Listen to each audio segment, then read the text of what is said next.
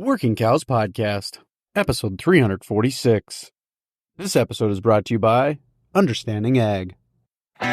Welcome to the podcast that gives producers a platform to discuss and share paradigm-challenging practices. Practices that have increased the effectiveness of their operation and the joy that their families have received from this lifestyle.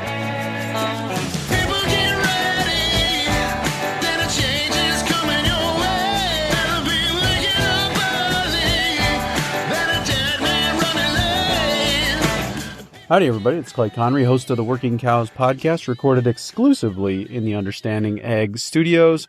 And this episode is brought to you by Understanding Ag. You've probably noticed that we frequently feature Understanding Ag's experts on our show. Well, there's a good reason for that. Understanding Ag is the world's premier regenerative and adaptive grazing consulting company, which was created for farmers and ranchers by farmers and ranchers. People who've been there, done that, on their own regenerative farms.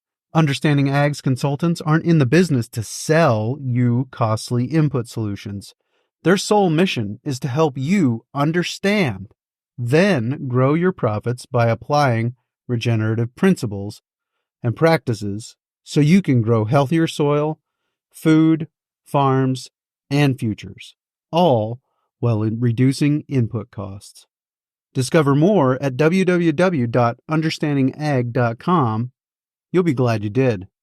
That's www.understandingag.com. Very excited to be joined today by Adam Grady. Adam is a guy who has a really interesting background in agriculture and also has been through a very interesting transition over the last few years. And Understanding Ag has played a big part in that transition, and so we're going to talk to him about how that all played together and some of the challenges and benefits and wins and losses and successes and failures and all of those things and the lessons he's learned. And I really appreciate Adam's big picture view of agriculture in America. So Adam, thanks for joining me today on the Working Cows Podcast. Thank you for having me, Clay. You have a unique history with your family farm. Could you tell me a little bit about the history of the farm and about your family? I'll try, Clay. We can trace our heritage back and name 10 generations of our history here. We believe it goes much further than that, probably right on back to the beginning of time. But currently, there's 3 generations active in a farming operation. My grandmother on my father's side, she's still a majority landholder in the equation. There's my father and myself. He and I are the two that are actively farming. And then I've got a son that's 12 years old, which comprised the 4th generation. Well, he is the 4th generation present, but he would be the 10th generation to work on the farm should he decide to do that. Sure. The 10th one we could name, Clay. So what year would that make the first generation? Do you know what year that would be? Back in the mid 1700s is where we can get to as far as with naming it all. And on the same patch of land, is that right? On the same patch of land, yes, sir. Wow. And what has been the nature of the operation throughout those times? So in the majority of the time, Clay, we were primarily a tobacco operation, and real heavily vested in flue-cured tobacco. We also done some row crops, small amount of cattle. We raised hogs for Murphy Farms, which is what is the modern day Smithfield Foods. We raised turkeys for Butterball for 38 years, all in both of those operations were confinement. Prior to that, we raised hogs independently before Big Ag dried that market up, and So in 2015, I think it was the last year that we actually farmed tobacco, and we're primarily pasture-based livestock, row crops, and we most recently put in a roadside stand with strawberries and other fruits and vegetables that get my children involved into workings. Very, very cool. So you said field cured tobacco, is that right? Flute cure. Food? Flute, just like the flu you get the flu. Okay. FLUE. Right. Gotcha. Okay. Sorry. I'm from the north. I don't know I don't know these terms. Flute cured tobacco is the most widely grown and the highest volume of it. It makes up the interior of a cigar or cigarette. So yep. And so is that a highly tilled crop typically? very, very much so. Very, very invasive as far as soil health goes. Yep. And so you said that 2015 was the last year that you kind of grew tobacco. Is that is that in connection with the transition to regenerative agriculture? So, somewhat. You can't draw a direct line from that to where we are today, but definitely can connect some dots. We were very growing tobacco is very, very invasive, as I said. I mean, you start with breaking the land in the spring, and you cultivate it until you absolutely cannot cultivate it anymore throughout the season. And I literally mean, to the point that you can't a tractor can't physically pass over it. And we started doing some things, not really realizing what we were doing. We started incorporating some cover crops behind that, and then coming back and attempting to no-till the next cash crop into that, whether it would be corn or soybeans, with varying degrees of success. Probably more failures at that than what we did. But we did also transition into no-till on everything else, on all the row crops. Again, without the success that we would like to have had. And from that, we moved into strip tillage. We done some strip tillage, and that kind of that found us the effects that we were looking for without the education that I've got today on what we're doing. We tried some of everything: full scale tillage, strip tillage, no tillage, and I like to describe what we do today as more of never tillage than anything else. What got you interested? What was kind of the initial interest in regenerative agriculture? Well, my story is quite unique, I think. We exited out of the vertically integrated production model in the hogs back in 1999, I think. And there'd been hogs on this farm, just as far back as we could count people. And we went 6 or 7 years without any hogs whatsoever.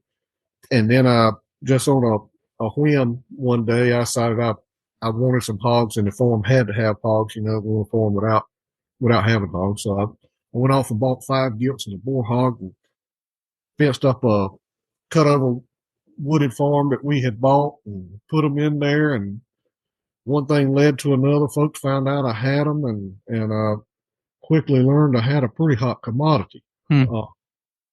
And that kind of morphed into a business where we were direct marketing for.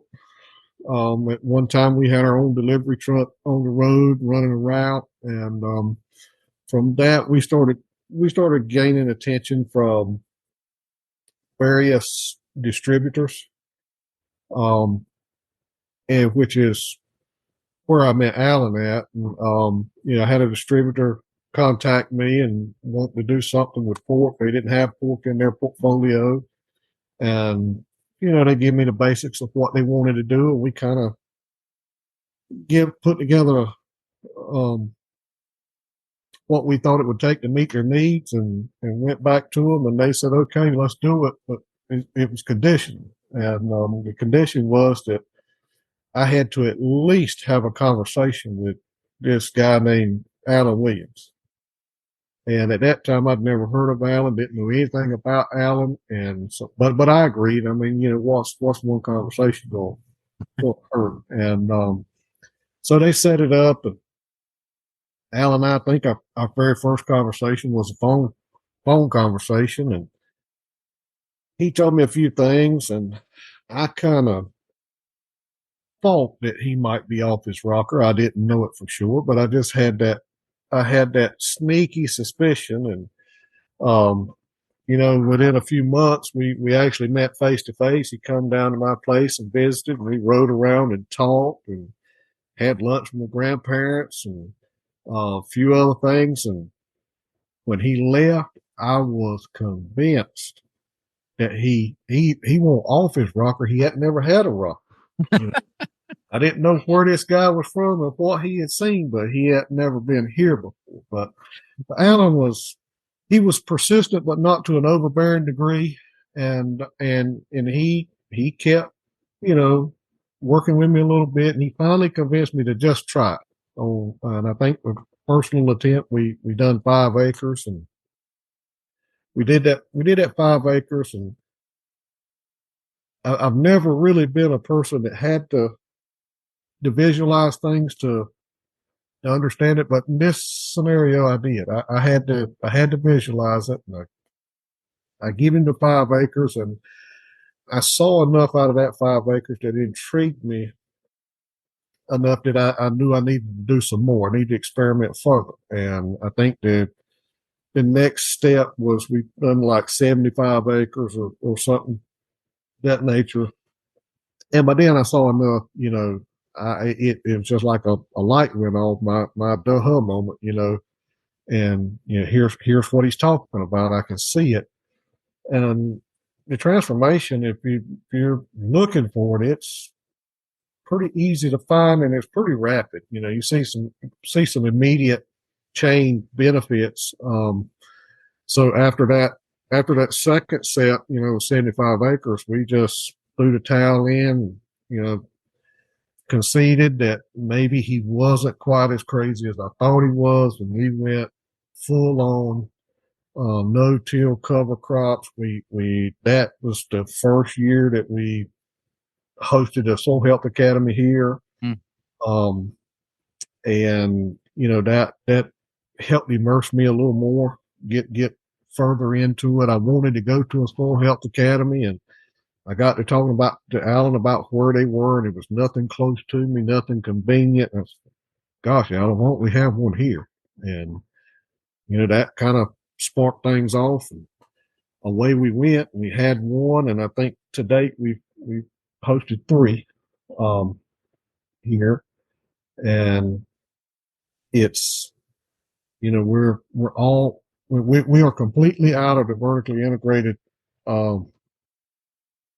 livestock production model. No CAFOs or anything of that nature. We were exiting that, finishing up exiting that just about the time I met Alan. And so we do our pastured pork, grass fed beef, cow calf, all the way up. We do some heavy stockers, and we do finish them too. And we do pasture poultry more seasonally than anything else. We don't run that enterprise year round, but we do some of everything. How much did you learn hosting a Soil Health Academy from Understanding Ag at your place? Like everybody always says there's extreme value in getting off your place and going to somebody else's place, but I can also see that there would be extreme value inviting a bunch of other people to your place and giving and getting their perspective on what they're seeing on your land. So how much do you think that? I agree with you. There was some benefits to some places that I've been and seen some things that other folks were doing, but probably one of the greatest benefits that I had by hosting that first one is Gabe give me a hard time about everything, and without that, and we've talked about this, Alan and Gabe and I, all three have talked about this. At the end of that Soil Health Academy, Gabe had struck a nerve. He had said some things that after all of the hype got out of here, and I had time to reflect on it. That I kind of took offense to it, and but later that year, um, I had to call up Gabe and say, "Hey, Gabe, you remember we were standing in this spot in this farm, and you were talking about my cover crop, and you made the comment that your biology would consume the biomass that I had there in, I don't remember the figure, but it's maybe 3 days or something like that." And I said, when you said that, I didn't know how to take it. I didn't understand it fully right then. But after you got away from here, it really got to me, because it was, a polite way of saying, hey, you might think you're doing good, but you're a long ways from being where you need to be. And I kind of took offense to it, especially saying that in front of all of these people that, there's a lot of my neighbors and a lot of friends of mine that attended this, and there's also some outsiders there. And, but that fall, that particular spot that we were standing in, we planted corn in it that spring, and that fall when we went back and harvested the corn, where the very best corn in that field was, there was absolutely no residues from any cover crop or anything else there. It was completely consumed. It was just as black as if we would have tilled it and done it conventionally. And I had one of those aha moments, and that's when, that's when I had to pick up the phone and call Gabe and said, Gabe, maybe I charged this off as an insult too quick. And we got to talking about it, and I would not have learned that on somebody else's farm. That's a long answer, but he would have never struck that nerve. I'd have never picked it up. It just, I knew that piece of that field better than anybody else there that day, and probably better than anybody else anywhere, any day. And I just, without that, I would have never picked up on what he was trying to teach me. Or he may not have the clearest method, but it worked. Well, the truth will set you free, but first it might tick you off, right? I mean, that's right. That's been said before.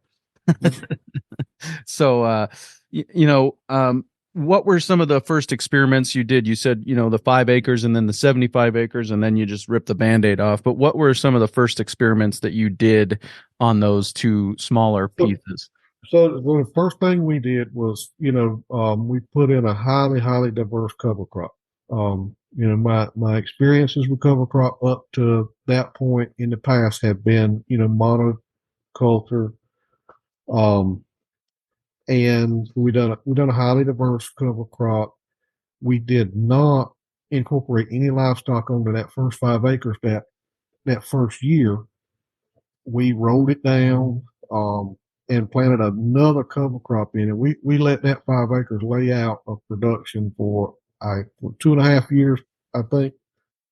And so that the second year is probably got more to talk about there. When we put the 75 acres in, I had learned about, by this time I was learning about rolling down cover crop, planting it green, and had all kind of questions. And so our first experience with rolling it down and planting into that mat, we actually took a telephone pole and fastened it behind the tractor with a chain, and I put a guy on it driving round and around that field. knocking that cover crop down, laying it down flat, and I came in behind him and we planted some corn, soybeans in that way. And I guess when we, by the third season, third fall there, when we decided to go full bore all in, is when we really got a little more serious about incorporating livestock onto it. Cattle, hog, sheep, everything. Um, so Yep. And something I think that I've been learning over the last 6 years of doing this podcast, and definitely Alan and Gabe have really accelerated that learning curve over the last year through the partnership with the podcast, is the importance of recovery time. And do you think that 2.5 years of giving it some time to rest and recover really was pretty critical in seeing the success early on? absolutely. We done some pretty basic measurements before, during, and after, and um, I always revert back to this. We During the time we were doing this, I was in the local soil conservation office one day, and I was waiting on somebody that was supposed to be waiting on me. And they had this huge poster on the wall. It's like the size of a 4x8 sheet of plywood. And the headline for that poster was, um, what occurs during the time that you build 1 inch of topsoil. And it's just anything you can imagine. And then on the very bottom of the poster, the synopsis was it took 1,000 years to build 1 inch of topsoil. And I think Alan, correct me if I'm wrong here, but in that 2.5 year period that we took nothing off, we built 3 inches of topsoil that quick. Yep. Uh, Yeah. so Yeah. We talk about industrial agriculture, right? How about industrial scale topsoil building? absolutely, absolutely. So it's hard. It's hard to replicate that, you know, Yep. on a big scale. Right. Yep. Because at the end of the day, we do have to produce an income. That's how we are able to stay here. So we can't take the whole farm out of production for 2.5 or 3 years to do that. But we are seeing topsoil building, carbon infiltration, lots and lots of things, benefits that we see. Let's take a quick break and hear a word from our sponsor today, Understanding Ag. We've been fortunate to feature some of the world's leading regenerative ag and adaptive grazing experts on our show, and many of those experts are farmer rancher instructors for the nonprofit Soil Health Academy. This year, you'll have several opportunities to experience and profit from attending one of their remarkable on-farm schools and workshops. Whether you're interested in learning more about diversifying corn and bean rotations to increase profitability, merging multi-species and marketing, grazing on the high plains and in northern environments, regenerative farming, and ranching, or enhancing profits and production in your beef or dairy operation, the Soil Health Academy has a school for you. One of the best investments you can make is in yourself. So visit www.soilhealthacademy.org to learn more and register.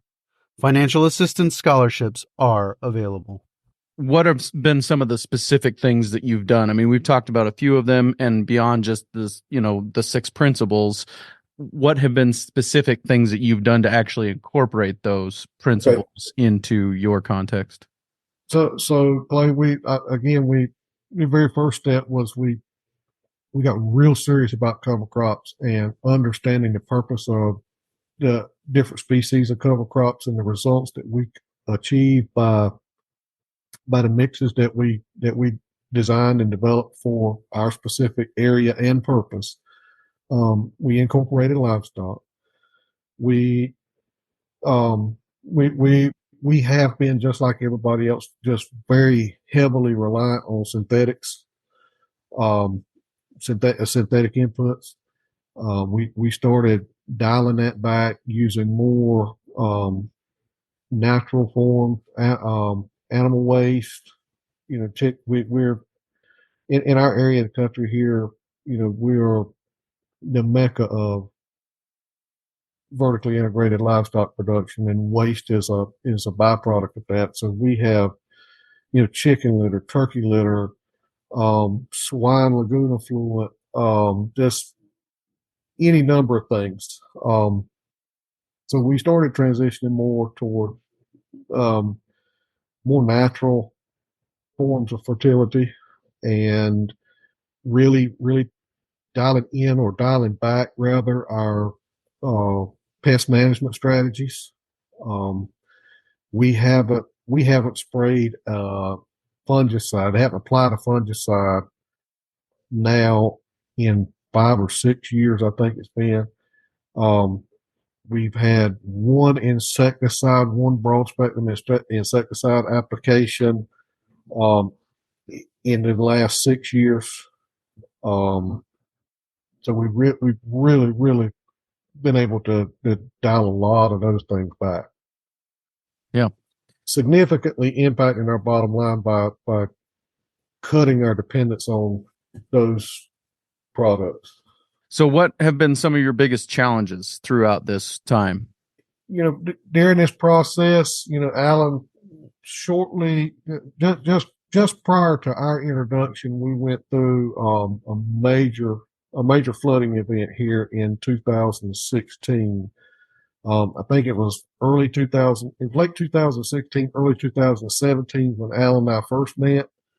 It was early 2018 when we really got our heads together and started working together. In the fall of 2018, we had a major, major flooding event here. And that's not a challenge of incorporating these principles. It's just, something that we've had to face during this time.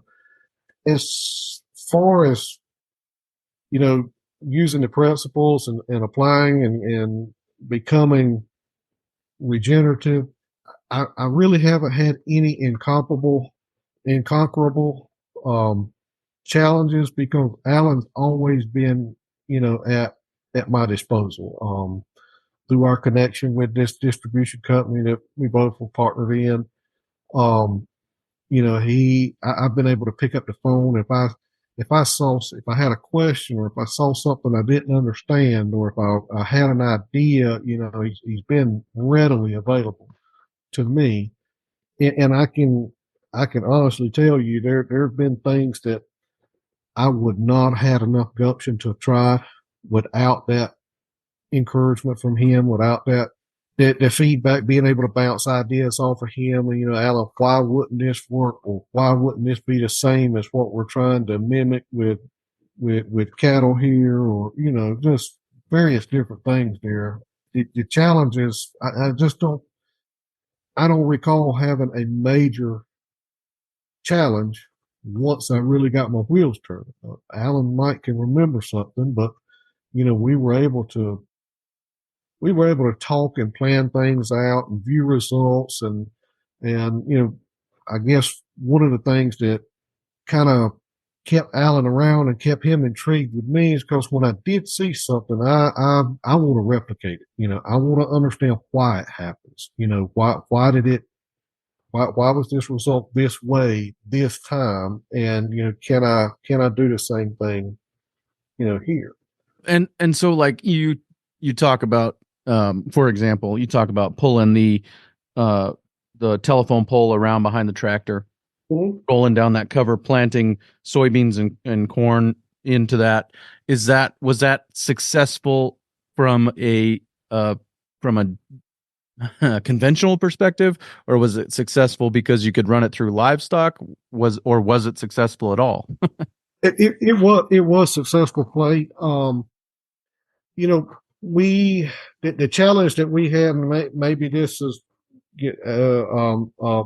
fall back on your previous question just a little bit. The challenge that we had, where we went round and round and round that field instead of running the same pattern that we would have run planting. Every time that we would have to cross a pattern where we had rolled that cover crop down, we realized we didn't have adequate weight to cut through that mat. We had a very, very heavy mat.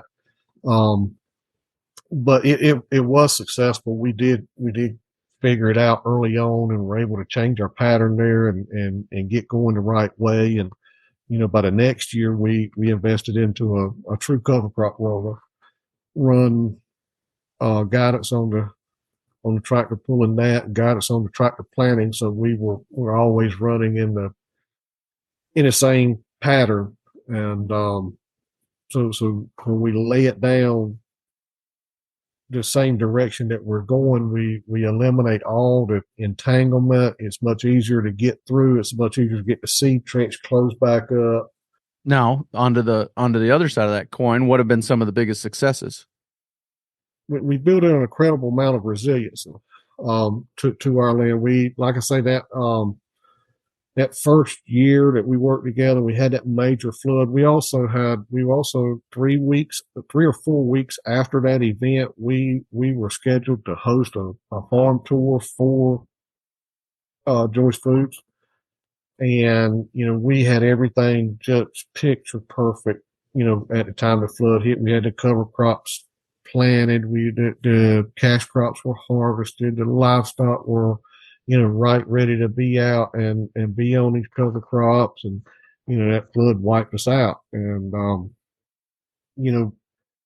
within a week or 10 days, we were out there replanting this stuff. And by the time the tour come around, we had it, reestablished. We didn't have the growth that we would like to see, but we had the visual, to prove what we were doing. And at the same time, the neighboring farms here, they were still saturated, with water. We'd done and been out, 2 weeks prior replanting. So it's really helped us improve our soil structure. We can get a big rain. Right now we're in the winter time, and it's proven to be a wet winter for us. But we've had significant rains events just prior to and during the planting season that would knock everybody else out for 10 days, and 3 days we'd be back in the field. So we've seen some improvement there, lots of improvement from that aspect. Yeah. In my country, it's getting water into the ground and holding on to it. That is our biggest challenge.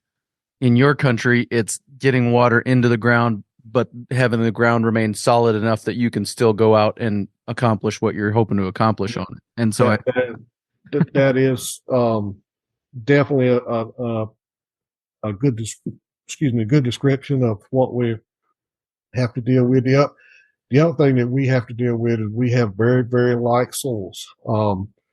We have water retention problems, more so probably from evaporation and transpiration than leaching out, and that creates a whole nother set of challenges with your nutrient management aspect of things. Not uncommon for us to over fertilize and have it leach away from significant rain events. It's also not uncommon for us to have the fertility there in place, get really hot and dry, and the concentration of that fertility gets too high, and we just melt roots off. We're in I guess, unique area here. Alan has given me the confidence in the past, telling me that hey, you're working with the oldest farmland there is in the country here. Christopher Columbus didn't go to California and start his way back across here and settle on the East Coast after finding the West Coast. It was all found right here. So I can't remember quite that far back, so I guess I'll have to take his word for that. And by that he means it's some of the most tired farmland. It's it's one of the we're farming sands and subsands, and it's one of the most degraded resources as far as soils that we have in the country, just because it's been in this practice for so long. Yep. Yeah, no, absolutely.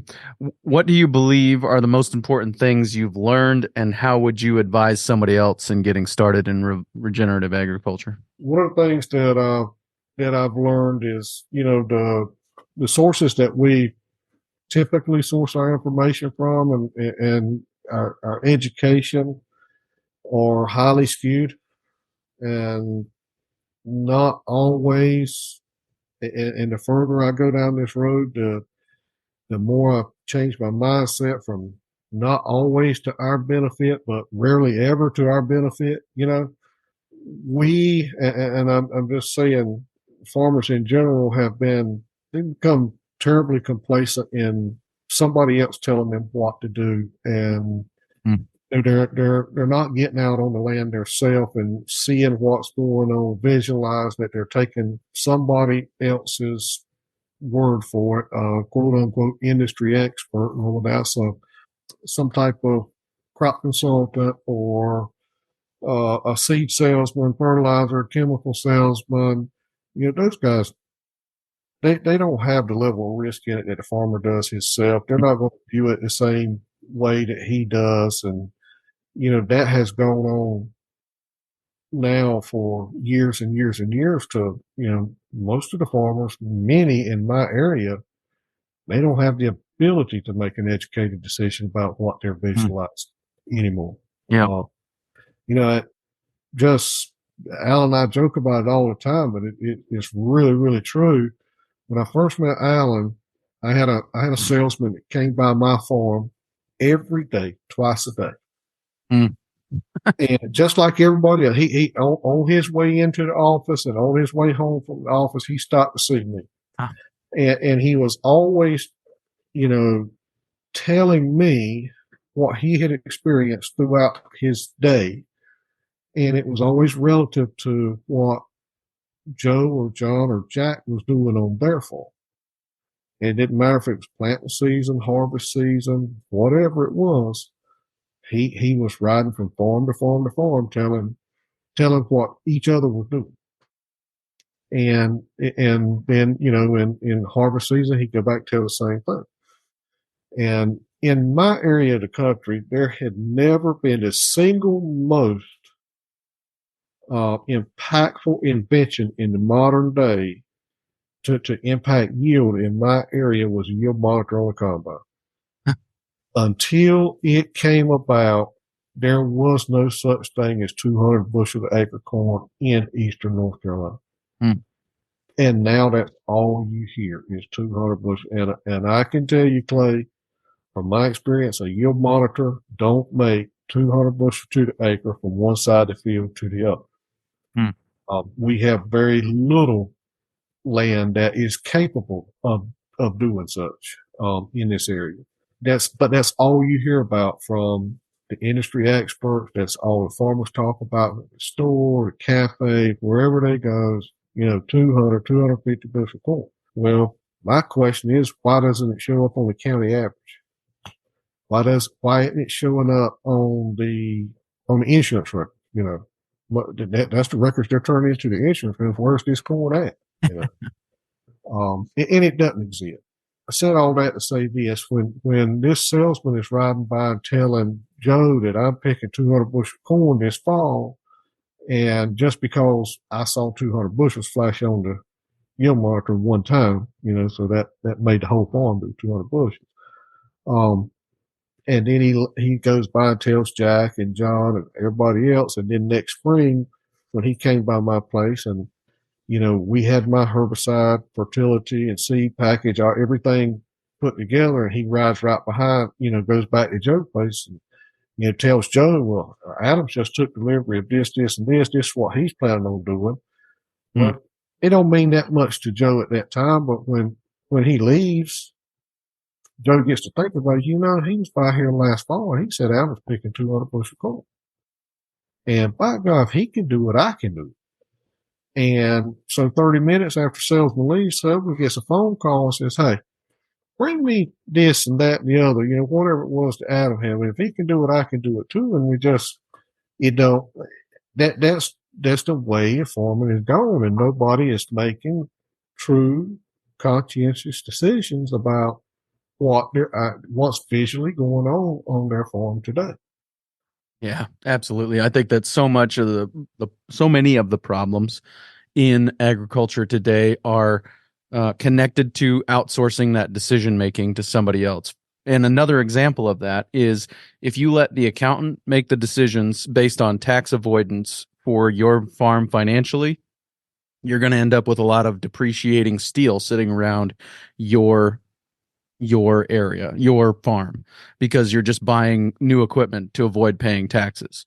Right. I think that the same thing is if you let the agronomist make all the decisions for your farm, then you're not going to be paying attention to actual soil health things. You're just going to turn your fields into a chemistry lab that is capable of probably yielding something pretty pretty impressive, but also at what cost, right? At what cost of soil health, at what cost of nutrient density, at what cost of health of the farmer and the end consumer of the product, and all these externalities that we just keep on not taking into consideration. I just think we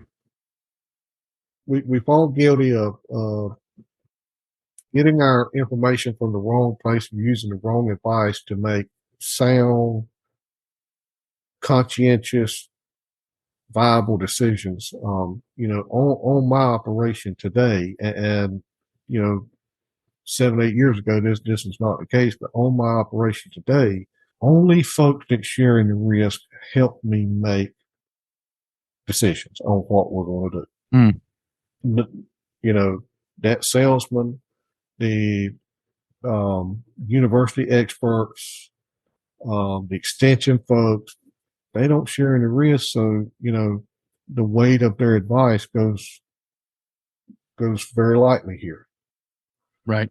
Yep. And again, commodity agriculture at the end of the day ends up being a break even at best proposition, right? In a lot of places in the country, even if you're having high yields in the 200 plus range, you're still looking at an economic or even a financial loss in those places, because the cost of getting that, what the inputs and the inputting, what that cost you ends up eating up all of that. But nobody goes to the coffee shop and talks about that. They just take their little trophy for county yield average down to the coffee shop and talk about that. And they don't talk about what the actual profits were or losses were involved in accomplishing that.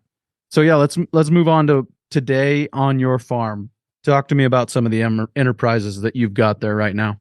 Clay, we still heavily invested in the pastured pork. And we do grass-fed beef. We've got, I think we're up to about 150 brood cows now. All, that cow calf on that side, we stock her some cattle for a company that deals with grass-fed beef, and we also finish some for a second company there.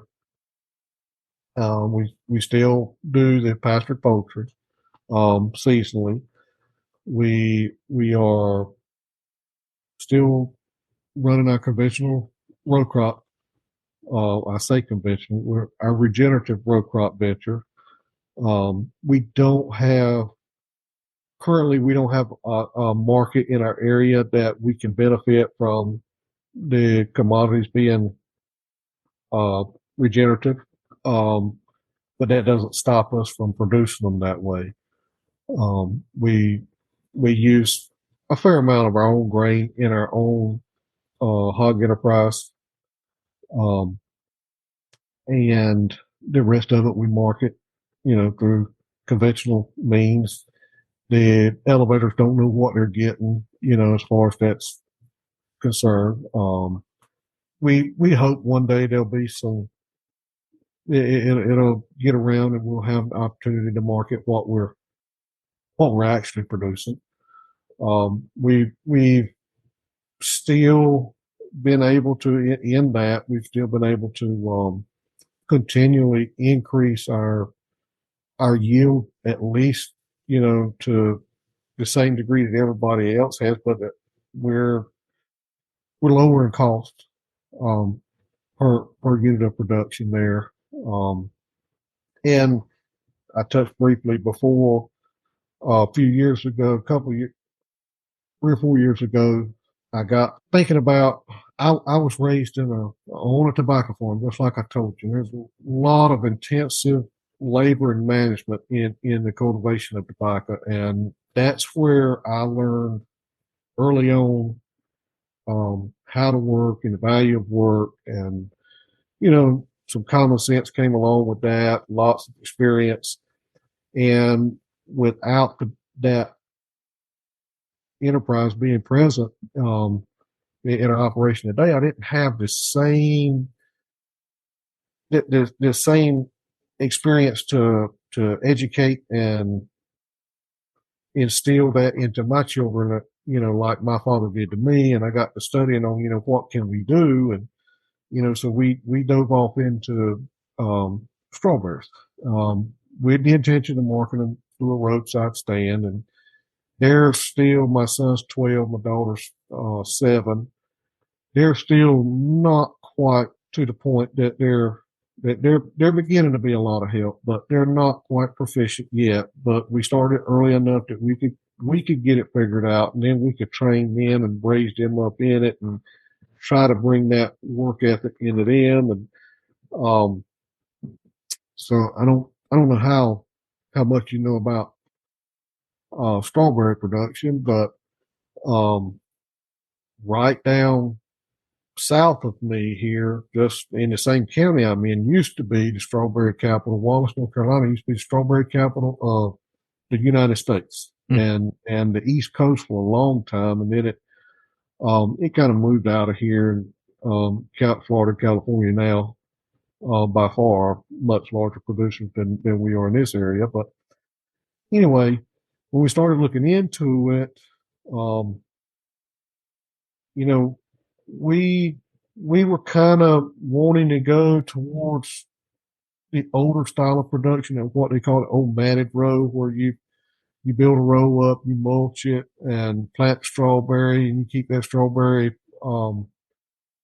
alive and vibrant and doing for 3 or 4 years, and then you take it out and redo it again. Well, what we found is the current varieties available today are not suitable for matted row type production. They're single year varieties, and I talked to several different nursery stock suppliers. Nobody would guarantee their seed stock for that style of production. The only way that they would stand behind what they were selling was through modern plasticulture type production method. And so I actually postponed my introduction for a year because I just refused to do that to my soil. And because you're back to much like it was tobacco, you just full scale tillage. You got to do away with everything there. And so I studied on it. I talked to Alan about it. I studied on it real hard for a year, and there's got to be a way that I can do it the way that I want to do it, with the principles that I want to involve, but will satisfy these guys too. Because strawberry production is the most money I have ever spent on 1 acre of land.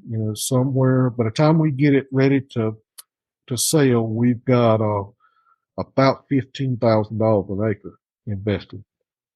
Anyway, we decided the next year to do it, and we went out there and we broke the land, and we disted it, and we pulled up our rows, and we put down the plastic and the drip tape and all this, that, and other. And just as soon as I got all of that done, I went out and interseeded the cover crop between the rows, the row middles, the in row, everything.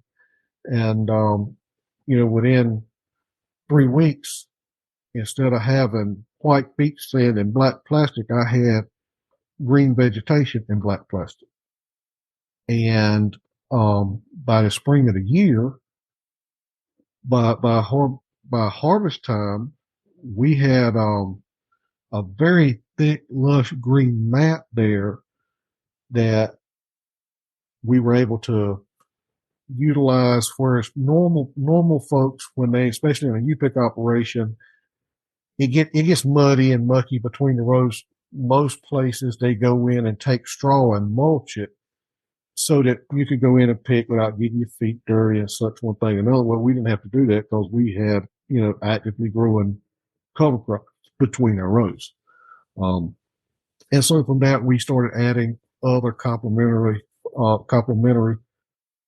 um, species. We grow a lot of new potatoes, cabbage, sweet corn, squash, anything that we can market right alongside of those strawberries. The strawberries are a calling card. That's what gets people to stop. But the other products are actually more profitable than the strawberries just because the cost of production is so much less. Every store's got to have a loss leader, right? That's right. That's right. No, I appreciate that. Are you guys conception to consumption on the cows and the hogs then? Excuse me? Are you conception to consumption on the cows and the hogs? Yep. Yep. Sir. Yep. And so are you, is that still marketed through a third party then? I mean, the meat's delivered through a third party still? We do some direct sales here, but compared to what we've done in the past, it's very limited. We spent probably 5 or 6 years direct marketing ourselves, and that's our reputation's what got us the attention from the distributors, and distributors actually came to us. We never went out looking there. Right now, there's some major things happening in North Carolina directly impacting farmers. Can you tell us about those and how you believe it will impact farmers in your area? So, again, I mentioned to you earlier that, we're probably in the heaviest populated area of vertically integrated livestock production that there is in the country. And I really, until I met Alan and started doing a little traveling around and seeing some other places, I really didn't know how heavily populated it was here. And I didn't realize how wealthy it had made this area. You get out of this area and into other areas of agriculture, they get poor quick, especially in the Southeast. But I got to tell you this: the first banker that I sat down with when I was right out of high school, was 18 years old. She told me, and I didn't have a good understanding of what she was trying to tell me, but she said, "Adam, the hog, turkey, and chicken folks, meaning the vertically integrated livestock folks, they've made millionaires out of folks that are otherwise capable." And, at 18 years old, that didn't mean anything to me, but I see it today. I can see it over and over and over. And, what we got going on here today is, a few years ago, Chinese came in and bought a majority of Smithfield, ownership, and everything went along pretty good, during that, early transition, but there's some changes going on now. They're cutting a lot of production. They've cut, somewhere between 10 and 15,000 sows just in my little community here. Which, that's 250,000 finish hogs, by anybody's math a year. They're, putting people out of business. And the sad part about this thing is, one guy I know in particular, his farm's, 35 years old. And when they cut him off, he actually owed more on the farm than it cost to build, So I've studied on that quite a bit and tried to deduce what was going on and why these situations were the way they are. And, I don't know of anybody that's got any more experience with this than I have. I've been through, 2 generations of this. My grandfather started turkey operations where we grew turkeys, and my father with the hog operation, we grew hogs on contract. And Clay, everybody, when they go in and in a lot of instances, these farms, these operations, that's a lifeline. That vertically integrated model is a lifeline. They're a lot of times that's the last resort. They don't particularly want to, but they end up doing it because things just aren't working. And they go into it and they look at this huge mountain of debt, millions of dollars to build these operations. And they satisfy their mind by telling themselves, if I can ever get it paid for, if I can just get it paid for, then all of this money, all of this income that went to principal and interest, it'll be coming home to me. And, what they fail to realize, and I've seen it twice before, the very first payment that we got for raising hogs for Murphy's and the very last one were just a few $100s apart over 20 years time period. And that don't say a whole lot until you back up and you start thinking about what the cost of gasoline was, what the cost of labor was, what the cost of curtain material was, the stuff that electricity, what it was 20 years ago. And then, the turkey operation, it ran for 38 years. So it was almost double, the lifespan of what the hog operation was. And over that 38-year period, the very first settlement and the very last one, they were pennies apart. So when my granddad built that farm, he was able to pay for land that he had purchased. In addition to that farm, he was able to live a fairly decent lifestyle. He was able to put up enough money that when he retired, he was able to live out the rest of his life. Not worry too much about running out of money and stuff like that. But, I operated that farm for 2.5 years. So in his tenure, he was able to pay for everything. He used that farm to pay for everything that he had bought and everything he'd done. Paid his household expenses, living expenses, everything.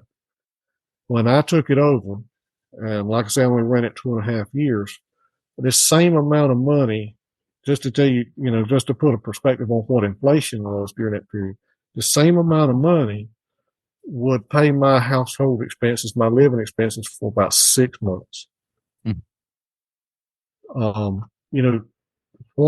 What is never accounted for in these contracts is inflation. There's never any inflationary measures built into these contracts. All of that goes to the other side of the contract. And, these guys that are they've been getting $15 or $12 or $15 a hog to finish hogs for 40 and 50 years. And if it was profitable 40 years ago, how is it profitable today? They're running the same facilities. There's a moratorium here. You can't build a new facility. You have to continue to operate. So, they're losing efficiencies, by not being able to put in new facilities and do, and it's a very, to somebody from the outside that's been on the inside and now sitting on the outside looking into it, it's a very, very unfair proposition. And most of these guys don't realize what they're signing up for. Yeah. My exit to that model, I had alternatives. I had other things going on. There's a lot of people, especially with this most recent run of events that's going on there, they don't have anything else. It's putting them out of business. They're done. And most of them is leaving them in such a position that they can't financially, they can't get something else started, or at their age, they don't have time enough to get something back up and going and suitable. It's really turning into be, quite a quite a fiasco. Mm. Mm. Yeah, that's a tough one, and I think that your way out of it has largely been due to your adoption of regenerative agricultural practices. Would you agree with that? I think it has made my transition much easier, much easier having some alternatives. Right. And so, to that end, how have you been able to work to advocate for regenerative ag and to help others learn? I try hard to talk to my neighbors about it. I got one neighbor, for example, that it's, if not daily, it's at least multiple times a week. He's stopping and asking me questions. He won't ask me a question before he does something. He asks me a question after he sees what I've done, and he's tried to recreate it, and it didn't work. And he won't know, he's trying to figure out why it won't work without asking me directly, what did you do? Mm-hmm. Why did you do such and such? But I try to share it with them. We've hosted those 3 soil health academies. I've talked to those neighbors. Every opportunity that I get to suggest somebody to do something different, and that may be something as simple as, hey, think about this. This is your land. You make the decision. Don't do it because somebody else said so. Think about the advice that I'm giving you. Think about the advice that you're getting from these other sources. Put more weight into one that doesn't stand to benefit from it. Not a financial compensation in there for it. And I don't know. I think a big part of regenerative agriculture for me has been getting me back into a position of having the confidence in myself to make decisions that are relative to what I see today. Yeah. Yep. One of my favorite quotes of all time is the best fertilizer a farmer can add to his field. And I don't know if this is original with Logan Privino, but the best fertilizer a farmer can add to his field is his shadow. Yep. Nobody should know better than you what is right for your place. Now, sometimes somebody needs to come in and poke you in the chest or pop your bubble, and like Gabe did for you, Right. but at the end of the day, you should be the ultimate authority, not the agronomist, not the vet, not XYZ expert, but you, right? And that takes a long time of changing the way you observe, and the way you look at things. It took a long time for us to get that complacent, to be that reliant on somebody else. Yeah. Well, generations, and we can't undo generations worth of poor thinking, reductionist thinking, without some pain probably. But I think it can be undone in one generation, or, less than a generation, but it's going to take you're going to have to be willing to do some uncomfortable things to get through that. Yeah, absolutely. So what concerns you most about this current state of agriculture? The biggest concerning factor, again, Clay, is the inability of the farmer to make a decision himself. And that doesn't matter whether we're talking row crop agriculture, livestock. If you're relying on someone to give you advice or make a decision for you that has no risk in the proposition, then the wrong person is making the decision, in my opinion. Yeah. And that's saying something. We've talked about Chinese ownership of food production here today, and still the lack of ability for the farmer to make his own decision is the top. And I agree with you, honestly, because, as a wise person once said, if you want to change small things, change the way you do things. If you want to change big things, change the way you see things, and that was obviously Gabe Brown. So, here to tell you how reliant we are on that, Clay. That neighbor that we spoke about that peeks around the corner and tries to watch what I'm doing, tries to recreate it, and then doesn't understand why it works. He's not a uneducated man. He's not a not smart man. But he's told me more than one time. Eastern North Carolina has not conventionally been a big beef cattle production area. That has come in as a result from some other livestock being here and utilization of the waste and growing grass and all that good stuff. But he's told me more than one time that what the cattle industry in our area is missing is that man riding around on that little white truck coming by about every week or 10 days telling you what you need to do.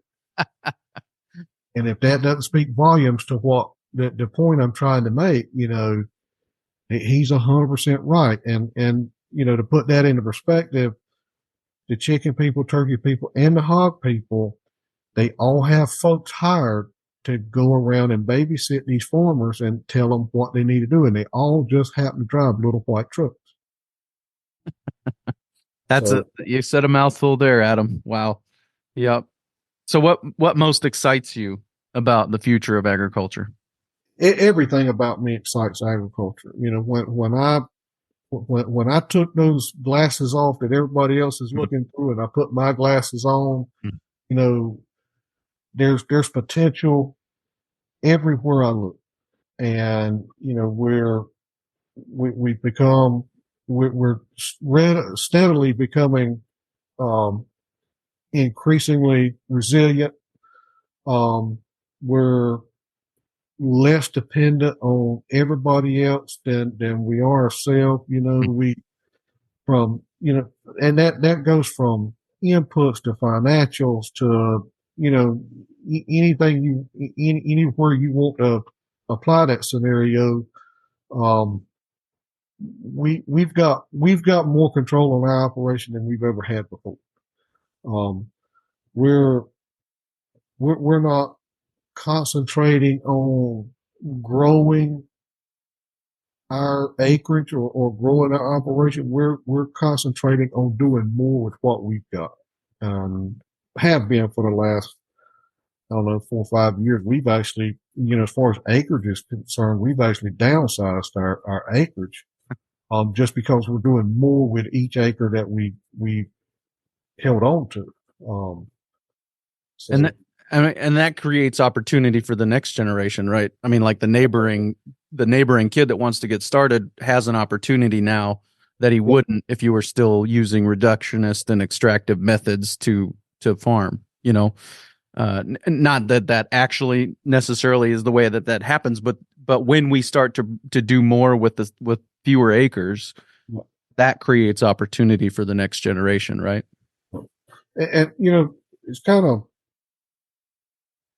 an unfathomable thought to me to think about the size of operation has to be today just to support one household. Yep. It shouldn't have to be, and I don't know what that number is, in all across the United States, but there are no operations in my area that derive their income solely from agriculture that are less than 1,000 acres here. Mm-hmm.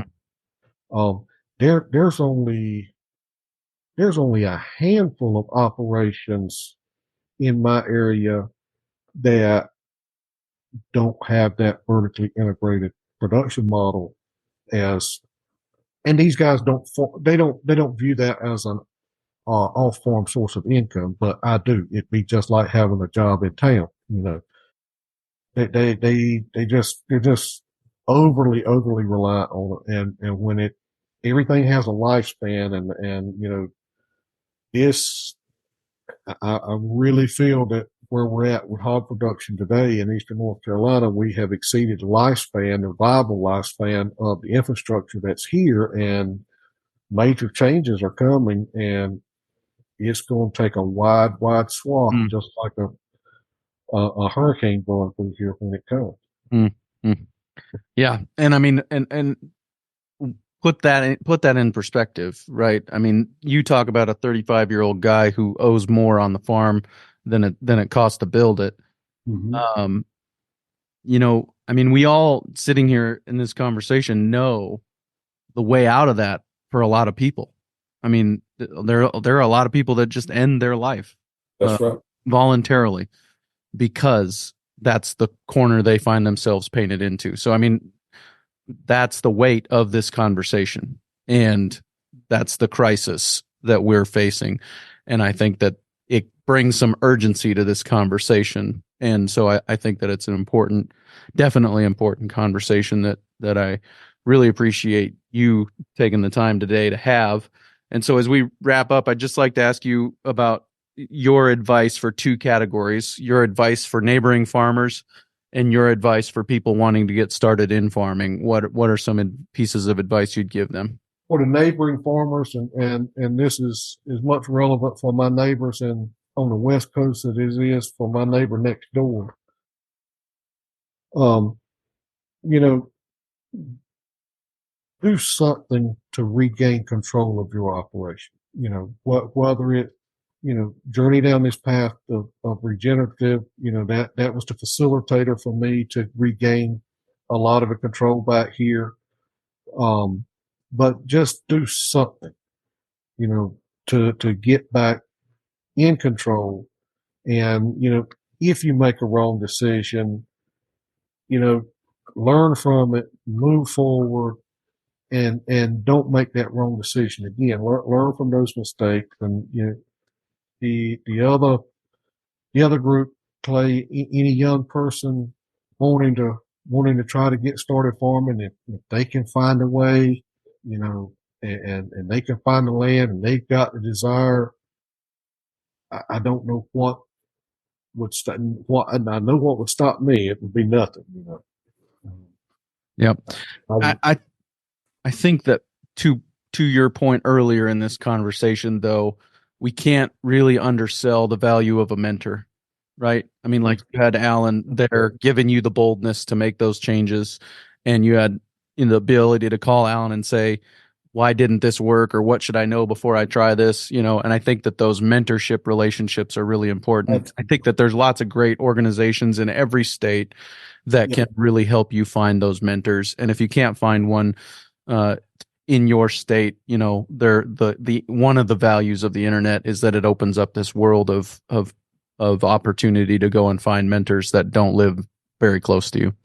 And so I think that's an important one too. The folks with Understanding Ag and Soil Health Academy, Alan is the one I've worked most closely with for the longest period of time, but every one of them are equally share in the ability to be a good mentor and highly, highly professional. He's there's just so many things that he's opened my eyes to, but the reality of what was going on right in front of my face has been the one biggest eye-opening moment that we've had. All of the craziness early on was, at the time I didn't understand context, and all of those things he was talking about doing, I had to put them in a proper context. And once I got to where I understood context and how to apply that to my operation, that's when things began to make sense. That's the context is the part that I spoke to you earlier about that I could not visualize. Or I had to visualize to see it. Mm-hmm. Mm-hmm.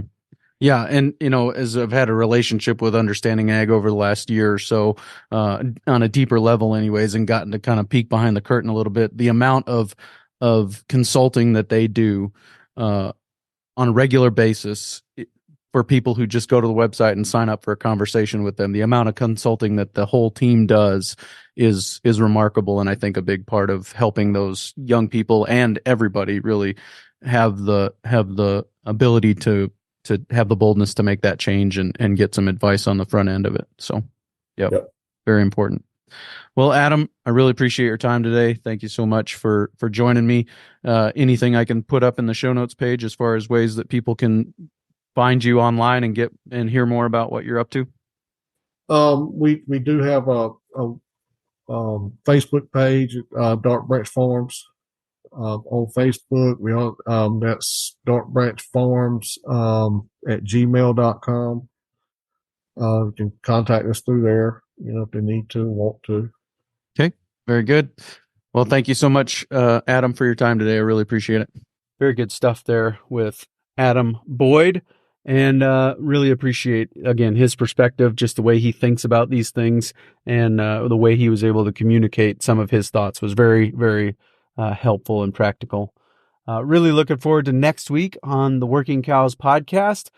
Some of you maybe have been paying attention to the social media feed and know maybe who's coming up, but let's just make it a surprise. So we'll see you again real soon with another episode of the Working Cows podcast. We invite you to visit workingcows.net to subscribe to the show via iTunes or Stitcher. You'll also find detailed show notes pages, resources from our guests, and the industry leaders who have influenced them. For more ideas on putting your cows to work for you in a more profitable way, tune in next week.